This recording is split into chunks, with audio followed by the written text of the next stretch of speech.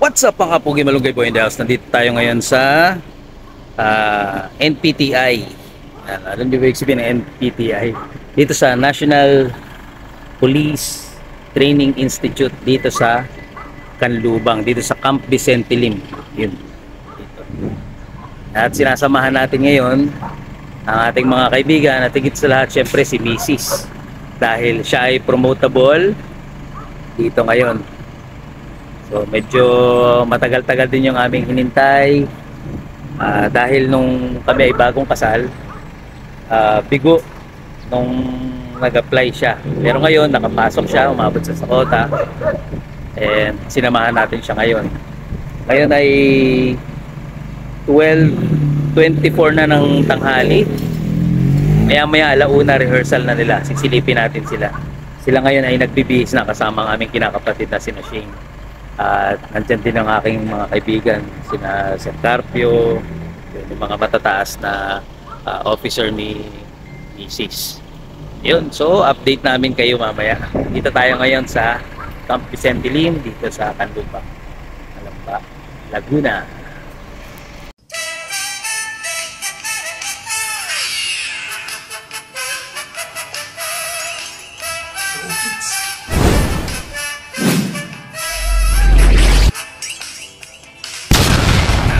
Boy.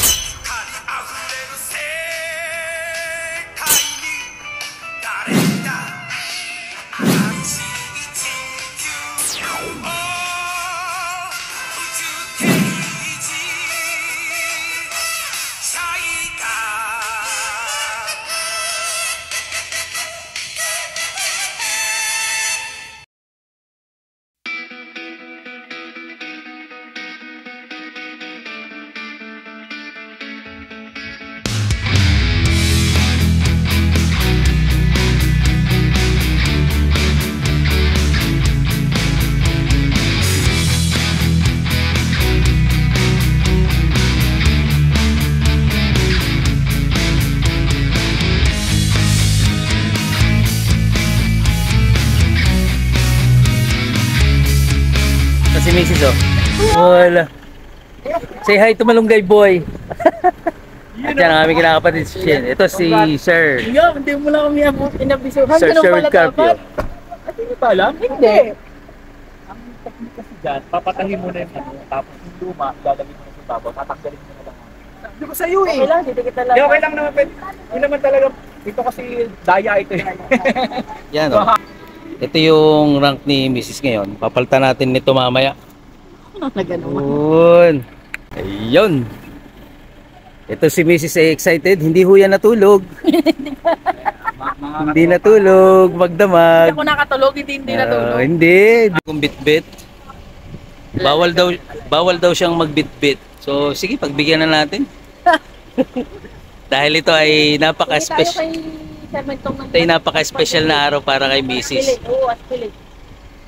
At saka sa kaming kinakapatid. Hindi halata. Yung akin din naman pag tinakpan na rin, hindi na halata. Yan. So ito yung pinakamaagang pa-birthday sa kanya. Yun. Bagong-bagong uniforme niyan. Lista na lista niyan. Papalitan na natin yan mamaya. Yun. Ito na ipapalit natin. At ito nga pala ay galing sa aming kinakapatid na si Sergeant Shane. Ayun. Ay! Kamusta? Oh, pinakita pa siyang kasamahan dito. Ito ako nagtatrabaho. Yun. Alright. So, balikan ko ulit yung mamaya. Mga kapugi, kung mapapansin nyo, yan, nag-aasikaso na. No? Lahat halos nang nandito ay mga mapopromote ngayong araw na ito sa kanilang mga ranggo. Kasama nila ang kanilang mga pamilya. Yun. So, kami ni Mrs. ang magkasama. Ito naman si Ninong na nandito sa likod ko. Yun. Dahil siya naman ng kasama ni Shane. Pipit sa kanya kay Sergeant Shane. Ngayon magiging SPO na. Yun. Kaya binigay mo na. Kaya binigay ko na. Yun. Nagtatalo na sila kung anong gagawin. Okay. Balikan ko ulit kayo mamaya mga kapugi. Tingnan natin anong mga susunod na kaganapan. Punta na kami dun sa rehearsal nila. Kasama ko si Ninong. Siya naman Pipin. Dyan. Hahanapin na. May daan din eh. Dito daw yun.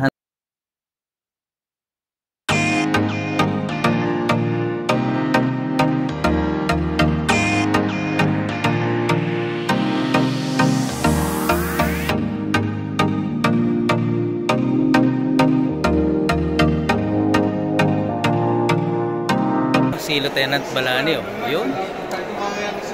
Napakakisig, oh. Snappy.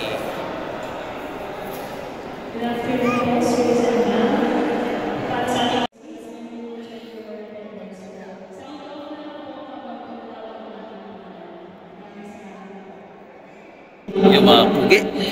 So, change outfit na si Malanggoy po. Tapos syempre si Ninang, nandito pa din kami. At nandun naman yung ating mga promotable.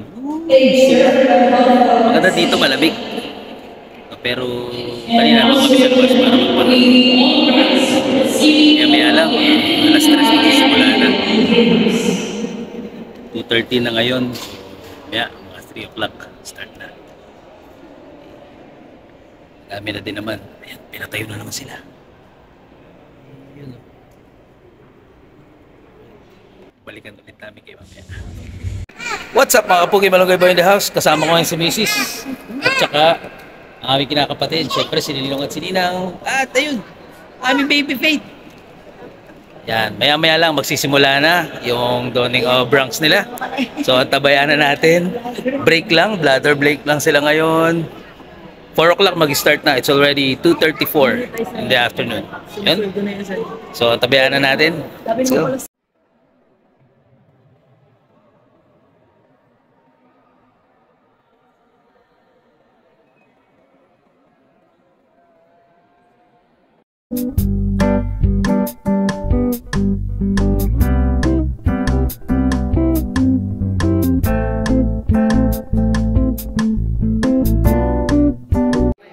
Alright mga kapugi, ito na.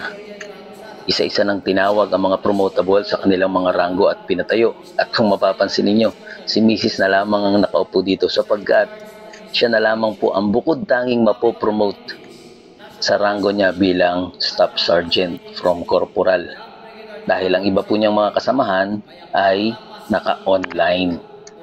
Yan, siya lamang po ang nakapunta ng face-to-face. Sila po ay, kung hindi ako nagkakamali, 16 o 14 yata na na-promote bilang Staff Sergeant sa buong Pilipinas sa pamunuan ng NPTI. Ito po ay simultaneous donning and pinning of ranks sa iba't ibang departamento ng PNP. At pagkatapos nilang tawaging lahat para sa mga promotable, ating pakinggan ang kanilang panunumpa.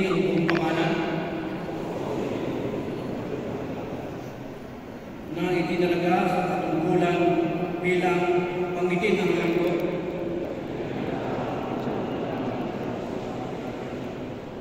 ay taimtim na nanunumpa na tuturuhin ko ng buong husay at katapatan aabot ng aking kakayahan ang mga tungkulin ng aking kasalukuyang katungkulan at ng iba pa.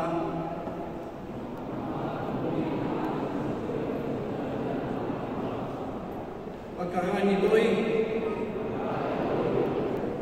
gagampanan ko sa ilalim ng Republika ng Pilipinas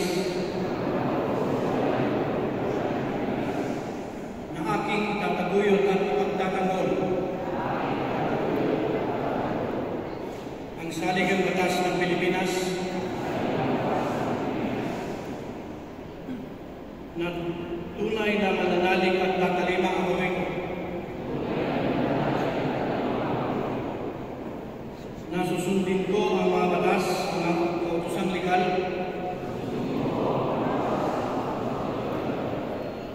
at mga dekretong pinaiiral ng mga sadyang pinagdang